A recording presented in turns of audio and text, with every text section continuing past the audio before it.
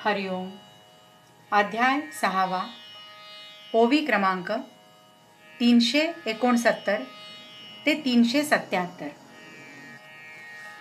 यं लब्ध्वा चापरं लाभं मन्यते नाधिकं ततः यस्मिन् स्थितो न दुःखेन गुरुणापि विचाल्यते. आणि जे सुख मिळालं असता त्यापेक्षा अधिक असा दुसरा काही लाभ आहे असं मानित नाही. आणि ज्या सुखामध्ये असताना योगी मोठ्या दुःखाने देखील डगमगत नाही. मग मेरूपासूनि थोरे देह दुःखाचे निडोंगरे दाटी जोपा परिभारे चित्त न दटे.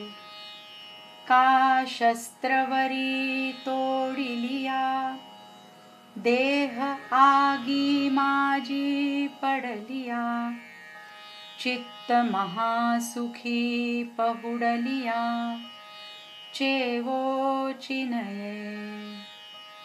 ऐसे आपण पारिगो निठाये मग देहाची वास न पाहे आणि कची सुख होऊन जाये म्हणून विसरे. मग मेरूपेक्षा मोठ्या दुःखाच्या डोंगराने त्याचा देह जरी दडपला तरी पण त्या भाराने त्याचं चित्त दडपत नाही. अथवा शस्त्राने त्याचा देह तोडला किंवा देह अग्नीमध्ये पडला तरी चित्त निरतिशय सुखात लीन झाल्यामुळे परत वृत्तीवर येत नाही. याप्रमाणे चित्त आपल्या ठिकाणी येऊन राहिल्यावर मग देह तादात्म्य घेत नाही आणि अलौकिक सुखच बनल्यामुळे ते चित्त देहाला विसरतं. तं विद्या दुःख संयोगम वियोगम योग संज्ञितं सनिश्चयेन योक्तव्यो योगो निर्विण्ण चेतसा. त्या दुःखाच्या संयोगाने विहीन अशा सुखाला योग ही संज्ञा आहे असं जाणावं. निश्चयपूर्वक आणि उत्साही अंतःकरणाने युक्त होऊन या योगाचं अनुष्ठान करावं. जया सुखाची गोडी मन आरतीची सेची सोडी संसाराची तोंडी गुंतले जे. जे योगाची बरव संतोषाची राणीव ज्ञानाची जाणीव जया लागी. ते अभ्यासिलेनी योगे सावेव देखावे लागे देखिले तरी आगे होई जे लगा. ज्या सुखाची चटक लागल्याने संसाराच्या तोंडी गुंतलेलं जे मन ते विषय वासनेची आठवणही ठेवीत नाही. जे सुख योगाचं सौभाग्य आहे, संतोषाचं राज्य आहे आणि ज्याच्या करता ज्ञान समजून घ्यायचं असतं ते सुख योगाचा अभ्यास करून मूर्तिमंत पाहिलं पाहिजे.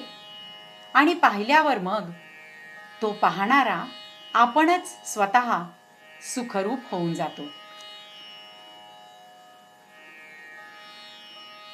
संकल्प प्रभवान कामान त्यक्त्वा सर्वान शेषतः मनसैवेन्द्रियग्रामं विनियम्य समन्ततः. संकल्पापासून उत्पन्न होणाऱ्या सर्व कामांना निशेष टाकून आणि सर्व इंद्रियांचं सर्व बाजूंनी मनाने नियमन करून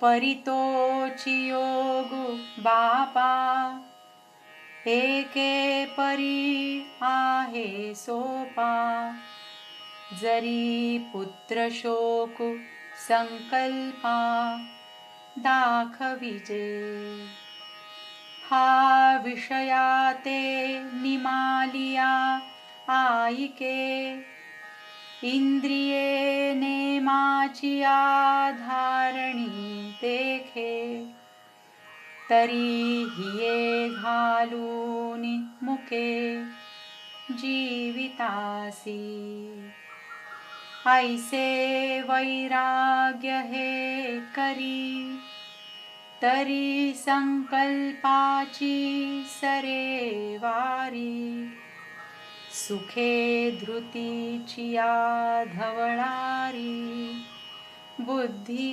नांदे. पण बाबा अर्जुना, एका प्रकाराने तो योग सोपा आहे.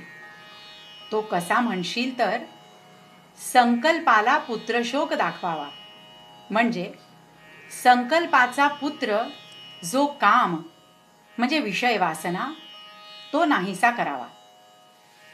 हा संकल्प जर विषय वासना मेल्या असं ऐकेल आणि इंद्रिय नेमलेल्या स्थितीत आहेत असं पाहिल तर तो ऊर फुटून प्राणास मुकेल. असं हे वैराग्याने केलं तर संकल्पाची येरझार संपते आणि बुद्धी धैर्याच्या महालात सुखाने वास करते. हरिओम.